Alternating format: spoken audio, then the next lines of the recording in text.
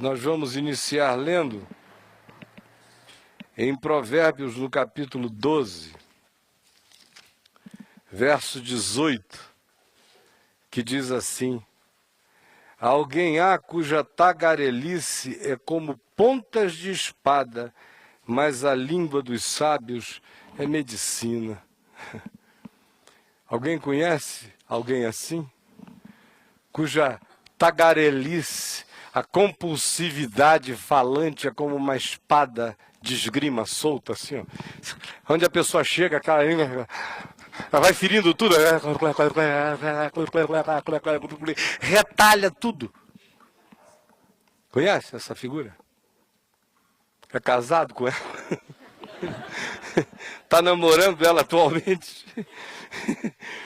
Mas a língua dos sábios é o oposto à medicina. Tem gente que chega, abre a boca e fere todo mundo. Tem gente que chega, abre a boca e cura todo mundo. Tal é o poder da língua e da energia do pensamento que se transforma em palavra, em modo, em atitude, em comunicação.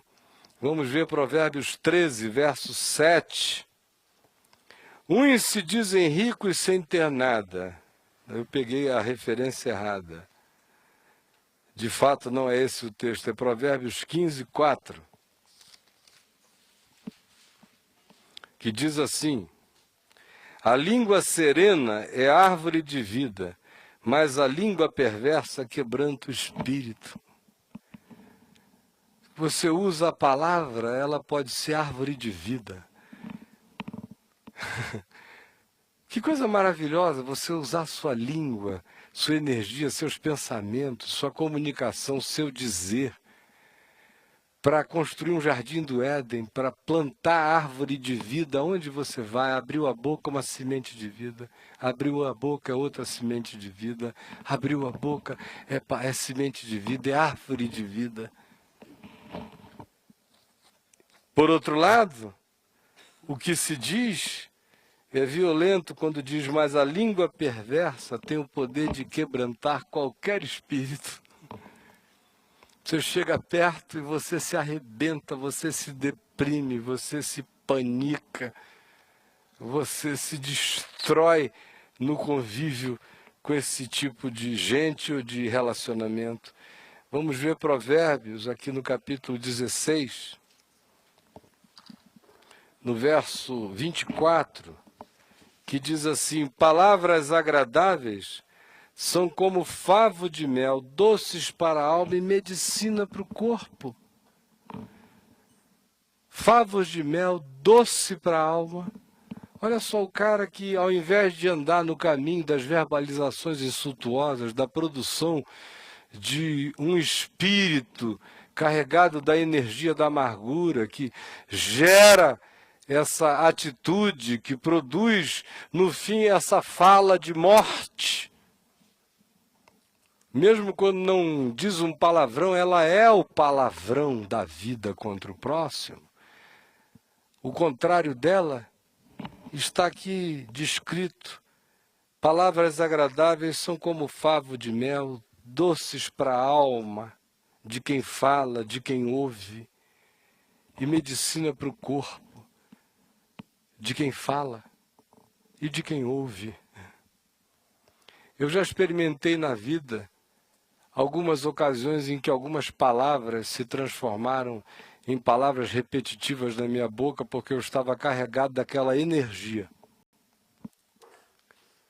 E nesse caso, eu tenho experiências do bem e do mal. Mas eu não estou aqui para falar-lhes das do bem, porque as do bem vocês têm de sobra. Eu abro a boca o dia inteiro só trazendo medicina para a alma. E vocês sabem muito bem disso. E, portanto, é do mal que eu tenho a contar, como experiência pessoal. Houve um tempo na minha vida, na década de 90, que duas palavras ficaram ocupando a minha mente o tempo todo, e eu não sabia por que elas se tornaram tão recorrentes. Só posteriormente eu verifiquei que o meu espírito espírito estava carregado daquela atitude, daquela energia. Por isso elas vazavam de mim daquele modo. E elas geraram em mim não só a construção do pavimento ruim do lado de fora, mas produziram as doenças equivalentes do lado de dentro do meu próprio corpo. Não brinque com isto. Você faz uma sinapse mental quando essas coisas começam a ser repetidas, se tornam recorrentes, a energia recorrente, o psiquismo recorrente. Todas essas coisas formam um conjunto sindrômico que passam a ganhar vida própria dentro da gente e vão afetando para o lado de fora, vão afetando a construção dos nossos pensamentos e vão se somatizando na carne da gente e na carne dos outros. É por isso que frequentemente na família as pessoas adoecem das doenças uns dos outros. E a gente não sabe por que não foi vírus, o contágio foi verbal, foi energético, foi relacional. Ou leiam ainda Provérbios, no capítulo 12, no verso 25, que diz assim: a ansiedade no coração do homem o abate, mas a boa palavra o alegra. Então é algo que, se procede de mim como palavra boa, me levanta.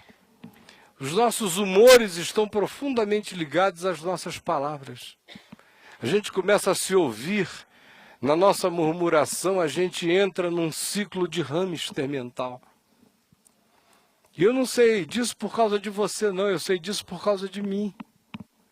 Se eu amanhecer o dia e der lugar a uma irritação que comece a circundar, e eu comece a alimentá-la, e eu comece a dar comida na boquinha dela, e eu comece a ficar com alguma pena de mim mesmo em relação àquilo, e vá fazendo daquilo uma declaração em círculo, aquele roda-moinho cresce, vira um tornado, no fim do dia um tufão. Mais ainda, vamos ler aqui em Provérbios, no capítulo 15, no verso 1, olhem a veemência dessas palavras. A resposta branda desvia o furor, mas a palavra dura suscita a ira. Então, o insultuoso recebe insulto de volta também. Ele suja água para depois beber, como eu venho dizendo aqui desde o início da nossa conversa hoje. Mais adiante a gente lê em Provérbios 12, 19, algo no mesmo espírito, falando das duas línguas, da veraz e da mentirosa. O lábio veraz permanece para sempre, mas a língua mentirosa apenas um momento. Então o insulto, quando ele é verdadeiro, eu disse no início, quando é carregado de ódio, mesmo sendo verdadeiro, ele já se mentirizou no processo, ele perdeu o poder da verdade. Só que na maioria das vezes o insulto não é verdadeiro, ele já é a construção do ódio, e a construção do ódio já é a fantasmagoria da antipatia, construindo um personagem hediondo e monstruoso para justificar o nosso próprio lixo ser derramado sobre o outro. E mais ainda, vejam Provérbios 18, 21. Eu teria muitos outros textos a citar, mas eu estou pulando-os para nós não nos alongarmos